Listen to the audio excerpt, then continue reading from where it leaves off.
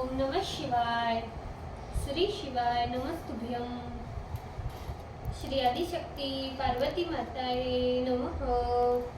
श्री विघ्नेश्वराय नमः। श्री लक्ष्मी नारायणे नमः। श्री सरस्वती ब्रह्माय नमः। श्री सियारामे नमः। श्री रामदास हनुमाने नमः। श्री राधेश्यामे नमः। हे शिवजी, तमारी कृपाथी हूँ आ शिव पुराण वाँची रही छूँ अने मारी मम्मी अने तमाम श्रोता शिव पुराण सांभળી રહ્યા છે।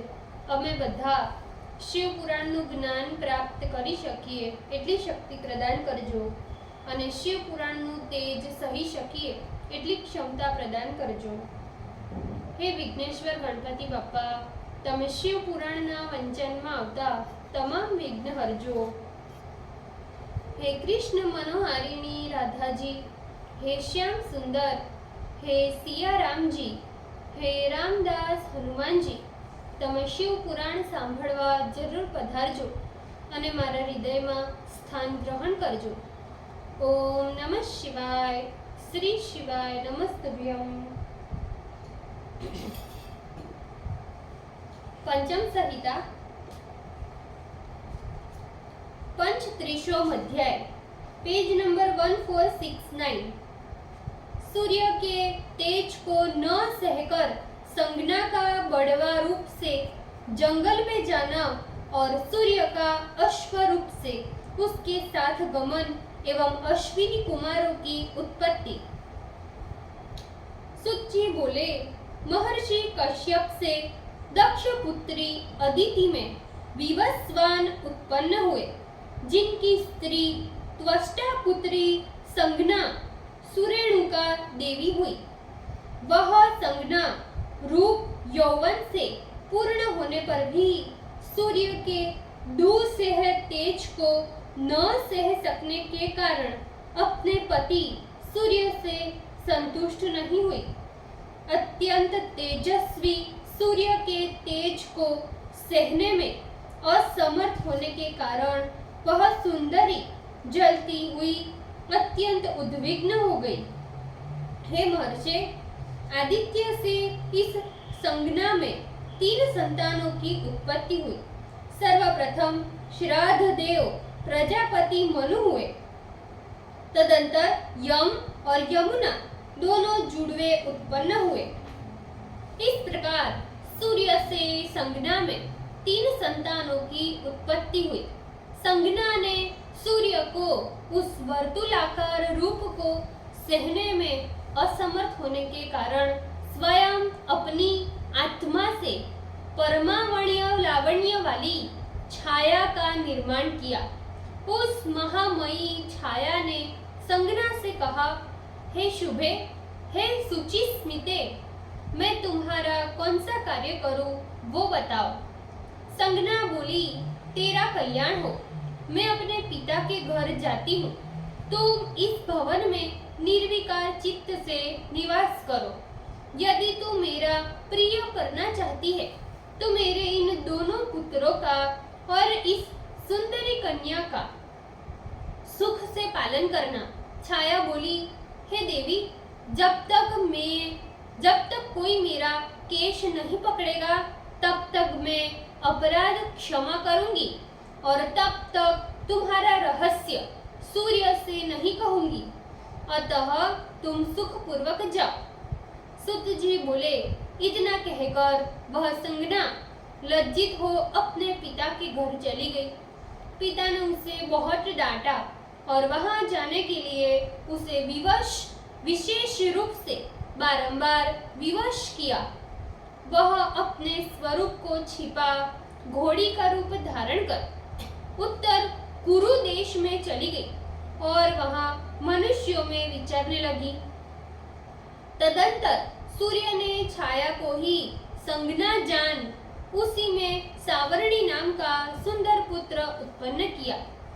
संज्ञा द्वारा पुत्र के विषय में प्रार्थना किए जाने पर भी छाया अपने पुत्र सावर्णी में अधिक स्नेह रखती थी, किंतु संज्ञा पुत्रों में उतना स्नेह नहीं करती थी।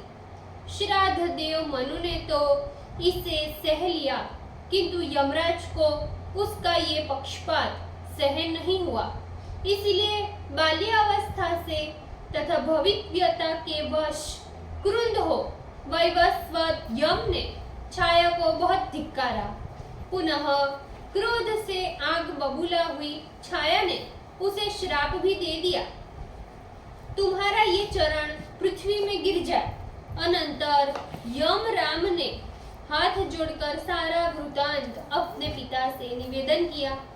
श्राप के भय से उद्विग्न एवं संज्ञा के वाक्यों से प्रेरित हुए यमराज ने कहा, हे पिताजी, माता को चाहिए कि वह अपने सभी लड़कों में समता का व्यवहार करे, किंतु ये छाया तो हम लोगों से स्नेह हटाकर केवल छोटे भाई में अधिक स्नेह रखती है। इतदर्थ मैंने उसे मारने के लिए पैर उठाया। आप मेरे इस अपराध को क्षमा करो।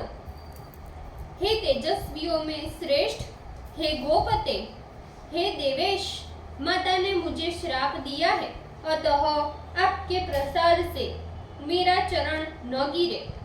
सूर्य बोले, हे पुत्र, निसंदेह इसमें कोई कारण है। जो धर्मशील तुम्हारे जैसे सत्यवादी को क्रोध उत्पन्न हुआ, तुम्हारी माता का श्राप मिथ्या करने की शक्ति मुझ में नहीं है। कीड़े तुम्हारे चरण का मांस लेकर पृथ्वी तल में चले जाएंगे। ऐसा करने से उसकी बात भी सत्य हो जाएगी और तुम्हारी रक्षा भी हो जाएगी। हे तात, अब संदेह छोड़ दो और मन को आश्वस्त कर लो। सुत जी बोले, हे मुनीश्वर, यमराज से इतना कहने के पश्चात सूर्य क्रोधित हो छाया से बोले।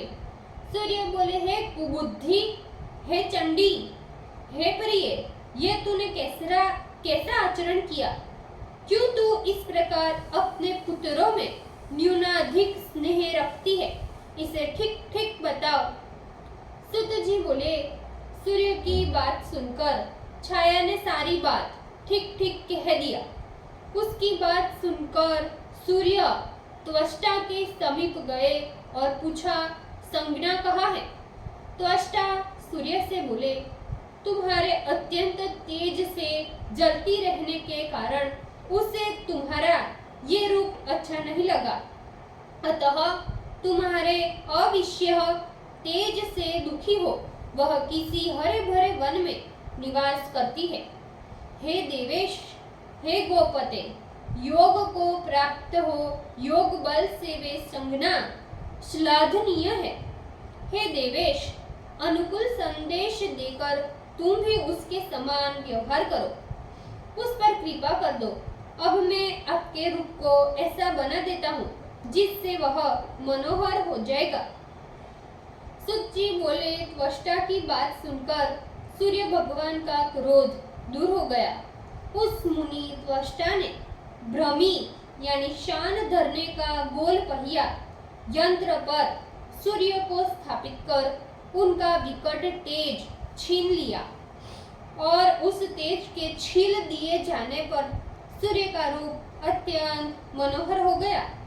इस प्रकार मनोहर रूप से जब सूर्य देव शोभित हुए, तब उन्होंने योग बल से अपनी भार्या संज्ञा को देखा। वह उस समय अपने नियम और तेज से संपूर्ण प्राणियों द्वारा अपराजय थी।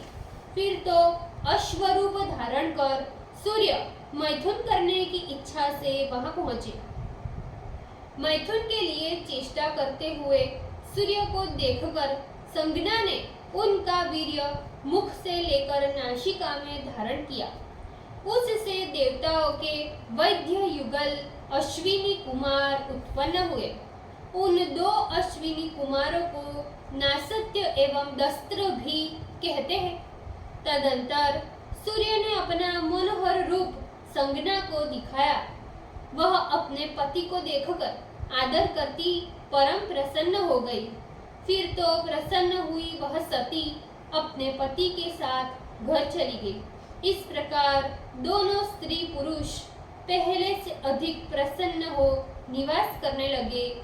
इधर यमराज भी अपने कर्म पर पश्चाताप करते हुए धर्म से प्रजाओं को प्रसन्न करने लगे। इस कर्म से तेजस्वी धर्मराज को पितरों का आधिपत्य तथा लोकपालत्व पद प्राप्त हुआ।